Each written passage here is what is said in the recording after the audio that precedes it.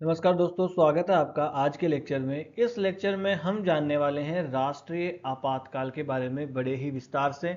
इससे रिलेटेड अगर मेंस में, प्रीलिम्स में कहीं भी क्वेश्चन बने तो माइन्यूट सी माइन्यूट डिटेल भी आपसे छूटे ना और क्वेश्चन आप आराम से हैंडल कर पाओ, इस तरीके से हम इसमें डिस्कस करने वाले हैं। तो चलिए शुरू कर लेते हैं आज का लेक्चर। देखिए, सबसे पहले तो अपने संविधान में आपातकालीन प्रावधानों के बारे में बताया गया है और आपातकाल बताए गए हैं 3 प्रकार के। कौन से? राष्ट्रीय आपातकाल अनुच्छेद 352, राज्य आपातकाल अनुच्छेद 356 और वित्तीय आपातकाल अनुच्छेद 360। 3 प्रकार के आपातकाल हमारे यहाँ बनाए गए। पर इस लेक्चर में हम किस पर चर्चा करेंगे? सिर्फ और सिर्फ राष्ट्रीय आपातकाल पर चर्चा करेंगे। किस पर? राष्ट्रीय आपातकाल पर ही हम चर्चा करने वाले हैं। बहुत ज़्यादा कंफ्यूज होते हैं बच्चे इस वाले सेक्शन में। राष्ट्रीय आपातकाल को समझने में बहुत माइन्यूट सी चीज़ें इसमें होती हैं, है ना। तो सबसे पहले तो ये आपातकाल का प्रावधान हमने लिया कहां से है? तो ये आपातकाल का प्रावधान हमने लिया था 1935 का भारत शासन अधिनियम हुआ करता था, उससे हमने लिया राष्ट्रीय आपातकाल का प्रावधान। ठीक है। और भारतीय संविधान के भाग कितने हैं ये पता है आपको? ये भाग है 18। ये भाग है 18। ये भी आपको याद रखना है। यूपीएससी प्रीलिम्स 2024 में ही ये भागों वाला क्वेश्चन आ गया था और उसमें राष्ट्रीय आपातकाल, ये आपातकाल जो है ये कौन से भाग में, ये भी क्वेश्चन बना था। तो कौन से भाग में है? भाग 18 में है। ये याद रख लेना। कहीं आप इस भ्रम में रहो कि यूपीएससी इतने माइन्यूट फैक्ट्स नहीं पूछेगी, तो पूछने लग गई है। और पीसीएस अगर आप टारगेट करें तो अवश्य ही पूछे जाएंगे। ठीक है। इसमें 52 से लेकर 360 तक, 352 से लेकर 360 अनुच्छेद जो है वहां तक आपातकाल की चर्चा करी ही गई है, जो कि जो केंद्र सरकार है उसको असामान्य परिस्थितियों से निपटने के लिए शक्ति देती है ना। और इन प्रावधानों का उद्देश्य क्या है? कि देश की एकता, अखंडता, संप्रभुता और जो लोकतांत्रिक व्यवस्था है वो बनी रहे। इन सब के लिए ही इनका प्रावधान हमारे संविधान में दिया गया है। तो अब हम देख रहे थे राष्ट्रीय आपातकाल। तो राष्ट्रीय आपातकाल की उद्घोषणा जो है वो किस प्रकार से की जाती है? तो संविधान का अनुच्छेद 352 जो है वो हमें उद्घोषणा के 3 कारण बताता है, 3 आधार बताता है। कौन से? या तो युद्ध हो जाए, क्या युद्ध, या बाह्य आक्रमण हो जाए, क्या बाह्य आक्रमण हो जाए, या एक हो जाए सशस्त्र विद्रोह।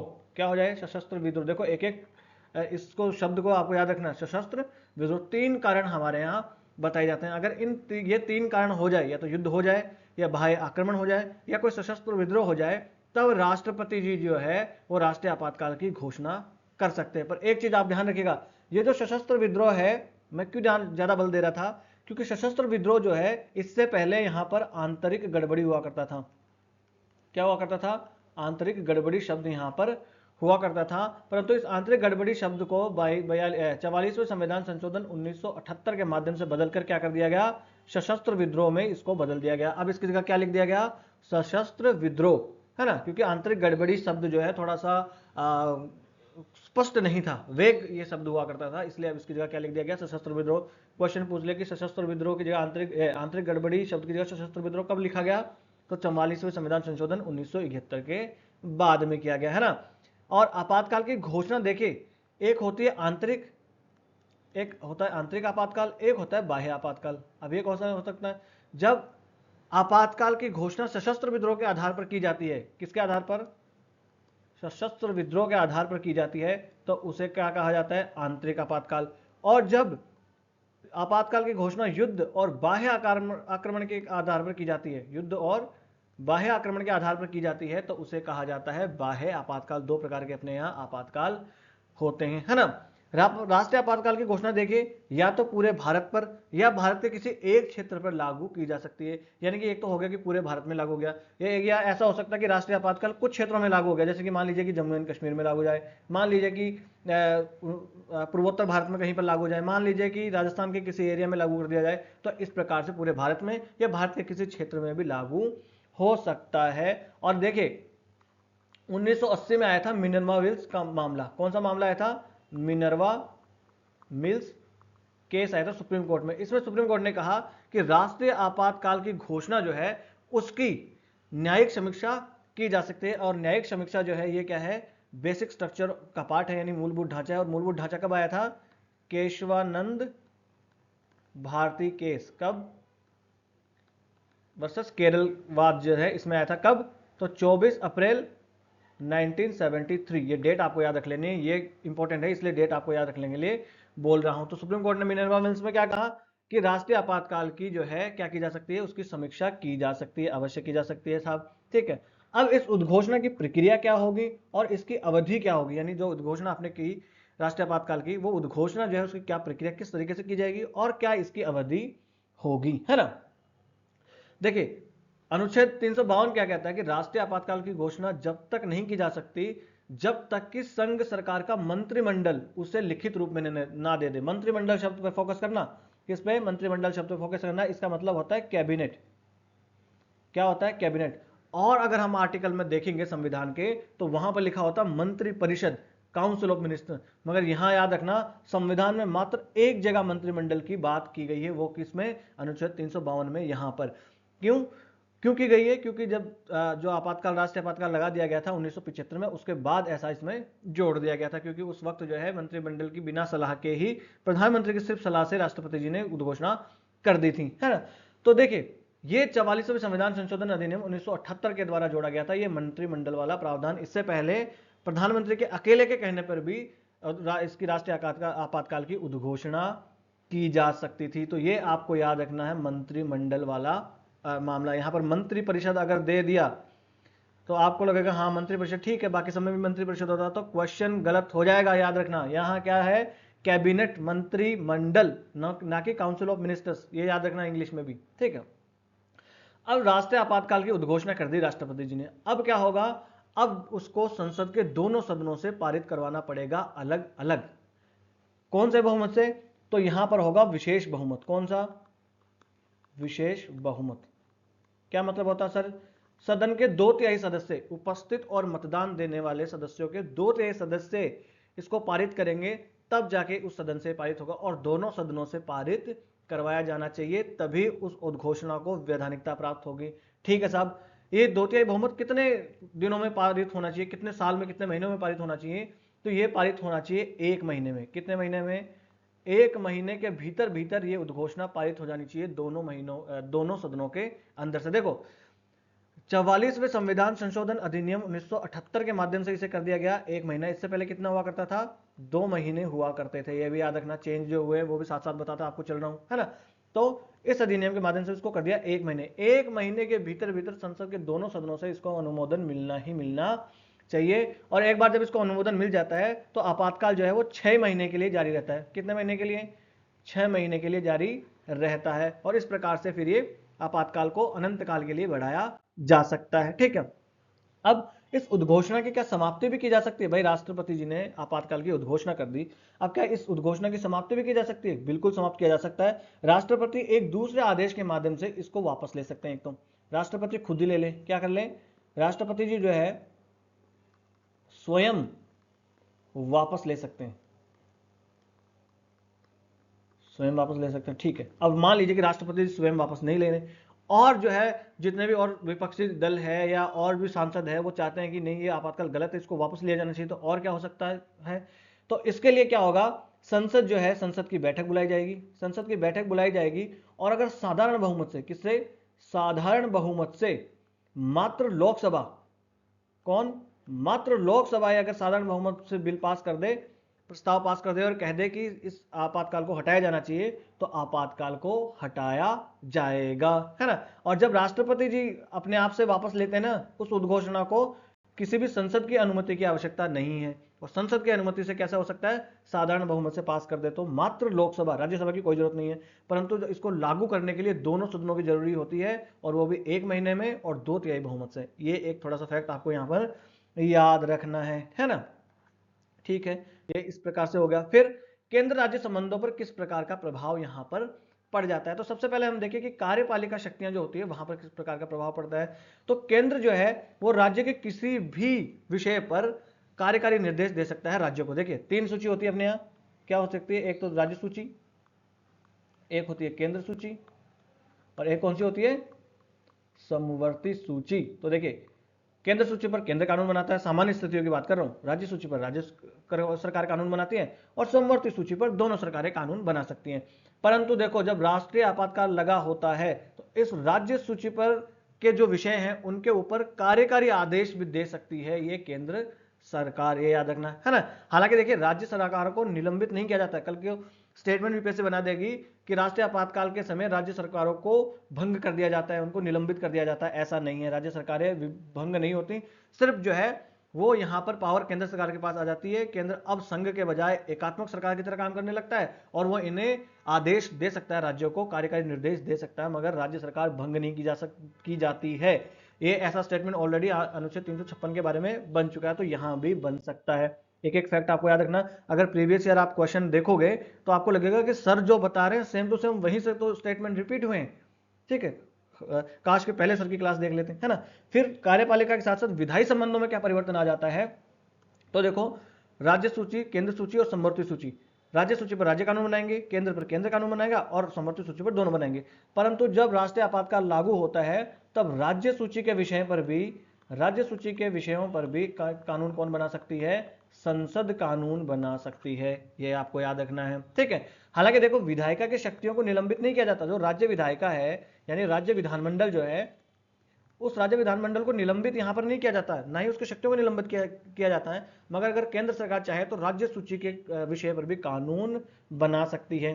फिर चलो कानून बना दिया, तो क्या वो कानून राज्य सूची के ऊपर बनाया गया कानून हमेशा के लिए लागू रहेगा, नहीं। जब आपातकाल समाप्त हो जाएगा उसके 6 महीने के अंदर अंदर वह भी समाप्त हो जाएगा, यानी मैक्सिमम 6 महीने तक ही वो राज्य सूची के ऊपर केंद्र का यानी संसद का बनाया कानून लागू रह सकता है, ठीक है। ऐसा एक पॉइंट यहां पर इंपॉर्टेंट है ना।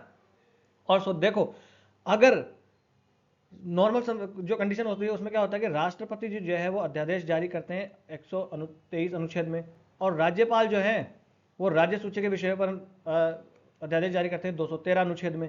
परंतु अब यहां पर जब संसद नहीं चल रही है और राष्ट्रीय आपातकाल लगा हुआ है तो राज्य के मामलों से संबंधित भी राष्ट्रपति जी यहां पर अध्यादेश जारी कर सकते हैं, यह भी याद रखना है। राष्ट्रपति जी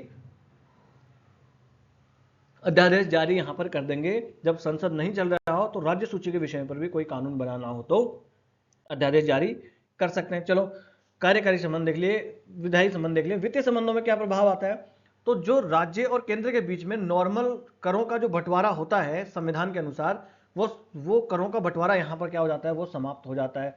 अब जो केंद्र है वो संवैधानिक रूप से बाध्य नहीं रहता राज्यों को यहां पर करों का भाग देने के लिए, और ये कब तक चलता रहता है, उस वित्त वर्ष की समाप्ति तक ही चलता है। तो वित्त वर्ष कब शुरू होता है, 1 अप्रैल को शुरू होता है और 31 मार्च को जो है समाप्त हो जाता है ना। तो मान लीजिए कि यहाँ पर जून में, किसी वर्ष के जून में इमरजेंसी लगा दी गई, तो फिर वो और जो करों का बंटवारा था वो निलंबित कर दिया गया, तो वो प्रावधान जो है वो लास्ट में 31 मार्च तक जारी रहेंगे। तो ये वित्तीय संबंध हमने देख लिए, ठीक है। और अब देखेंगे कि लोकसभा और राज्य विधानसभा के कार्यकाल पे क्या प्रभाव पड़ता है। तो सामान्यतः लोकसभा और राज्यसभा का, राज्य विधानमंडल का कार्यकाल कितना होता है, 5 वर्ष का होता है। अब इस 5 वर्ष के कार्यकाल को अगर आगे बढ़ाना हो तो जो है आगे बढ़ा सकती है संसद, कितने समय तक, एक बार में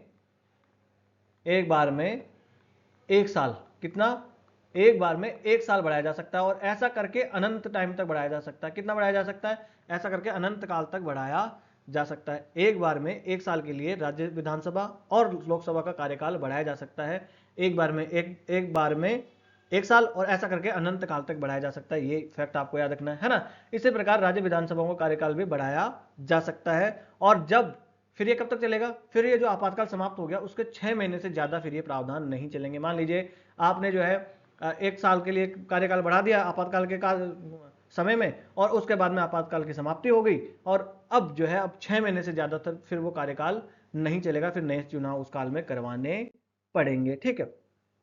ये तो देख लिया सर, मूल अधिकारों पर क्या प्रभाव पड़ेगा ये तो बता दो। तो देखो सबसे पहले तो आपातकाल के समय में मूल अधिकार जो है वो निलंबित हो जाते हैं, स्थगित हो जाते हैं। ये प्रावधान हमने कहां से लिया, तो हमने लिया है जर्मनी के वाइमर गणराज्य से। कहां से, तो जर्मनी का वाइमर संविधान हुआ करता था, वहां से हमने ये प्रावधान लिए। और जर्मनी ने कहां से लिए थे, तो जर्मनी ने वहां से, स्पेन से ये प्रावधान लिए थे, माफ कीजिएगा, इसको भूल जाओ, आप ये याद रखो। जर्मनी के वाइमर प्रावधान जो संविधान है वहां से हमने लिए हैं आपातकाल के समय में ये प्रावधान जो है वो, ठीक है। फिर यहां पर 2 अनुच्छेद हैं, एक है अनुच्छेद 358, एक है अनुच्छेद 359। इन दोनों में लोग बहुत कंफ्यूज हो जाते हैं, है ना। इनमें क्या कंफ्यूजन है, देखो एक तो 358 है वो याद रखना, वो सिर्फ और सिर्फ अनुच्छेद 19 के तहत जो मूल अधिकार दिए गए ना उनसे रिलेटेड है। एक आपको याद रखना है, अनुच्छेद 19 के अंदर जो मूल अधिकार दिए गए हैं सिर्फ उनसे रिलेटेड है अनुच्छेद 358।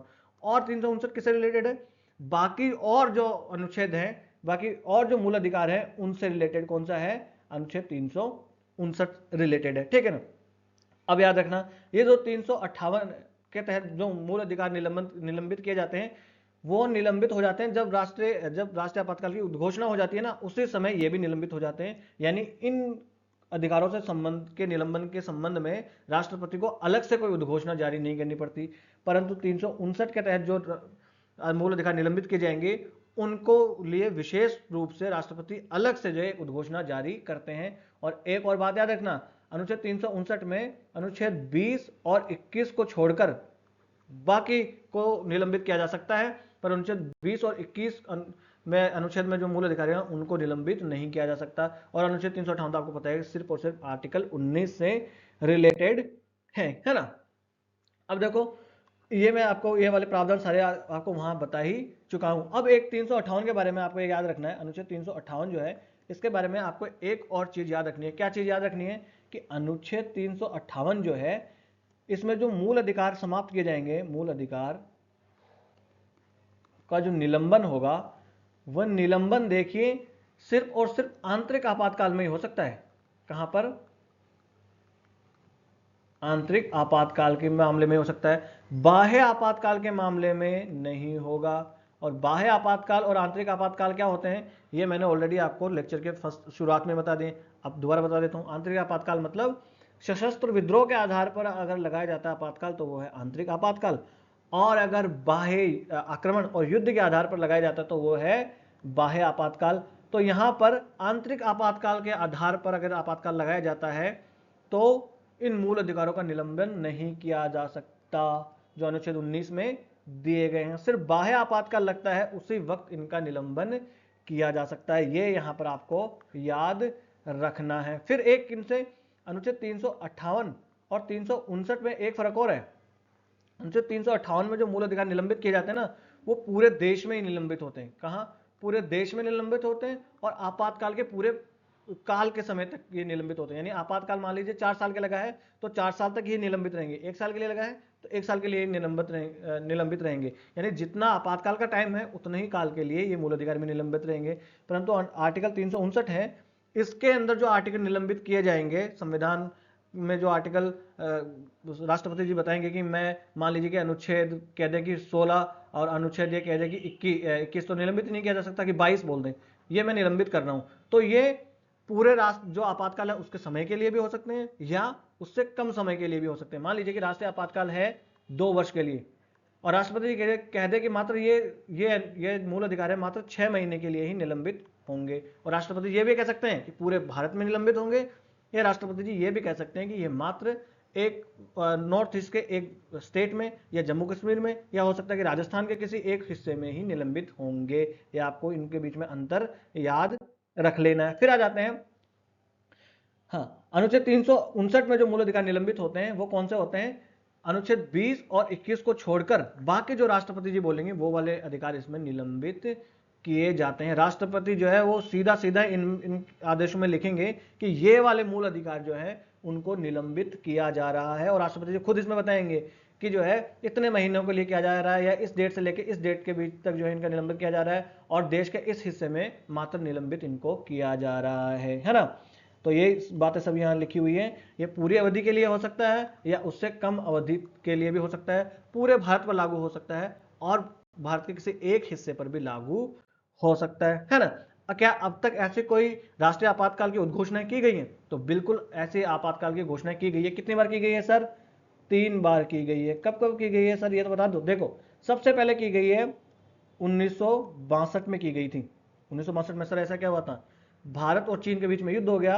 नॉर्थ ईस्ट फ्रंटियर एजेंसी जो हुआ करती थी, आज का जिसे अरुणाचल प्रदेश कहते हैं, वहां पर जो है वो चीन हमला कर देती है, उसको हड़प लेती है, आपको पता ही है इतना तो। तब जो है ये राष्ट्रीय आपातकाल की एक उद्घोषणा की गई थी। तो सोचो ये उद्घोषणा किस आधार पर की गई होगी? बाह्य आधार पर, यानी युद्ध के आधार पर है तो यह है बाह्य आपातकाल। क्या है? बाह्य आपातकाल। और ये उद्घोषणा 1968 तक रही थी, यानी कितने वर्ष तक? 6 वर्ष तक ये लगभग रही थी। फिर कब होती है? सिर्फ आ जाओ सर सीधा 1971 में। तो सर क्या 1965 में पाकिस्तान से लड़ाई हुई थी तब नहीं किया गया था राष्ट्रीय आपातकाल की घोषणा? नहीं की गई थी। इसका मतलब क्या है? युद्ध हो तब राष्ट्रीय आपातकाल की घोषणा की ही जाए ये जरूरी नहीं है। याद रखना, कल को स्टेटमेंट बना दे कि भारत में युद्ध की घोषणा के समय राष्ट्रीय आपातकाल की घोषणा करना अनिवार्य है या अपने आप हो जाती है। नहीं, युद्ध तो ऐसा 1999 में भी हुआ था पाकिस्तान के साथ, तो क्या तब आपातकाल की घोषणा की गई थी? नहीं की गई थी। तो युद्ध होना जरूरी नहीं है ना। 1971 में क्यों की गई थी? भारत और पाकिस्तान के बीच में लड़ाई हो गई थी, क्योंकि बांग्लादेश वाले पार्ट में जो है वो पाकिस्तान के द्वारा जो है वहां का शोषण किया जा रहा था और वहां के शरणार्थी भारत में आ रहे थे, इसलिए आपातकालीन घोषणा यहां पर की गई थी। और यह घोषणा 1977 तक लागू होती है ना। ठीक है, यह भी किस आधार पर की गई थी? बाह्य आधार पर की गई थी। किसे? ये बाह्य आपातकाल है, यानी कि अब तक जो दोनों आपातकाल लगे वो बाह्य आपातकाल ही है। तो सर तीसरा आपातकाल कब लगा था? तीसरा आपातकाल लगा था 1975 में। कब लगा था? 1975 में। किसने लगाया था? तो इंदिरा गांधी जी की सरकार हुआ करती थी, इंदिरा जी की सरकार यहाँ पर थी। पूछा जा सकता है कि कब लगी थी, तब जो है वो प्रधानमंत्री कौन हुआ करते थे? तो यहाँ पे इंदिरा जी की सरकार थी, 1975 में लगाएगी। कि इस समय किसने आक्रमण कर दिया था? किसी ने आक्रमण नहीं किया था बेटा जी। इस वक्त जो है जो आपातकाल लागू हुआ था वो था आंतरिक आपातकाल। क्या था? आंतरिक आपातकाल। किस आधार पर? तो यहां पर आधार बताया गया था आंतरिक गड़बड़ी। आंतरिक गड़बड़ी बताया गया था, क्योंकि एक आंदोलन यहां पर पूरा चल रहा था जेपी के नेतृत्व में, जयप्रकाश नारायण के नेतृत्व में, है ना। उसके लिए यह आपातकाल लगा दिया गया था और सबसे बदनाम आपातकाल यही माना जाता है 1975 वाला आंतरिक गड़बड़ी। इसीलिए इस आंतरिक गड़बड़ी को हटाकर क्या डाल दिया गया था? सशस्त्र विद्रोह फिर यहां पर डाल दिया गया था इसकी जगह पर। ठीक है, तो ये 3 आपातकाल लगे अब तक हमारे देश में। और फिर देखो अब एक चीज और बात, सर आपने तो कहा 1971 में आपातकाल लगा और 1977 तक वो आपातकाल था, तो 1975 में दोबारा लगाने की क्या जरूरत पड़ गई थी? तो दोबारा भी लगा दिया गया, यानी कि अगर एक आपातकाल की घोषणा की जा चुकी है ऑलरेडी, उसके बाद भी किसी और आपातकाल की उद्घोषणा की जा सकती है। जरूरी नहीं कि एक बार उद्घोषणा कर दी तो दोबारा उद्घोषणा नहीं की जा सकती है। तो ये मैंने एकदम माइन्यूट से माइन्यूट डिटेल आपको राष्ट्रीय आपातकाल के संबंध में बता दी है। इससे रिलेटेड कोई भी क्वेश्चन बन जाए प्रीलिम्स मेंस कहीं पर भी कैसा भी घुमा ले, अगर ये लेक्चर आपने अच्छे से देखा है तो किसी के माई के लाल में हिम्मत नहीं है कि आपका क्वेश्चन गलत करवा दे। बस आज का लेक्चर कर लेते हैं यहीं समाप्त। नमस्ते, धन्यवाद।